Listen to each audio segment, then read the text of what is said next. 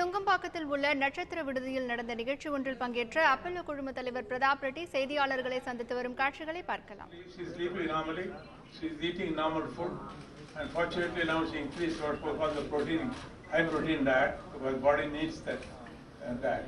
Doctor, is she fit to resume her responsibilities as Chief Minister, or will she still require time? I think it's a different thing. I mean, for responsibilities at that level is to guide and direct. I suppose that she can do even now, if only doctors don't put her so close in that room. But her mental functions, I can assure you, is absolutely normal. I don't see her often, but when I see, last few weeks, the conversation has been very meaningful and tough. So I think going is only when we feel she had adequate rehab and she can continue at home, she will go. So when shall we expect Madam CM will resume back to her work and when she will discharge like I think, I cannot dictate her to go to work or not to go to work.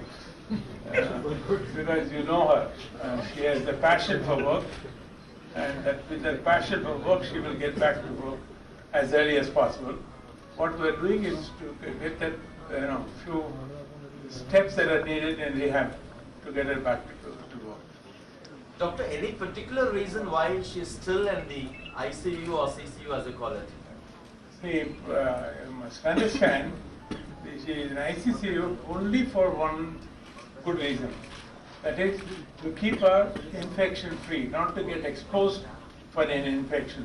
Because even we, when we get fever for 10 days and take all those antibiotics, our resistance is low. So it is normal sense for us to see that she's in a place where the restrictions are there, so that she won't get cross-infection. Will you be shifting her soon, anytime soon? Well, I think we will shift before long. She's fit enough to be shifted, we will shift her. So how has this demonetization affected the medical business? I think on that day, of course, I was very perturbed because patient said, we came here for surgery, this is the money I have, I brought, now I can't have surgery and I don't have money to feed food and I have no money to go back to Northeast. So I think that I conveyed it to the necessary ministry. They replied and said, immediately we'll give you some relief. So that happened till this one. I think the pharmacies was another big one because everybody, they wanted this one, but where do they go? So even pharmacies, they accepted. Now I think it's back to normal, whereas like everybody else. Fortunately, it went smooth. The first day was troublesome, but everybody got adjusted. Our teams got adjusted and managed all of them. Doctor, would you say the private hospitals also, it's a good idea to exempt you from the to be allowed to accept the old currency? Sorry, I didn't get that. Do you think private hospitals also should be allowed to accept the old 500,000 rupee notes, the demonetized currency? Huh? No, now it's all over. So they allowed us for a week for the hospital, and pharmacies were given up to 21st. 21st they were given, I think. So by that time they'll have to get adjusted, and the people are getting used to it. But as I say, we felt terrible on first day. What Rajam are we in?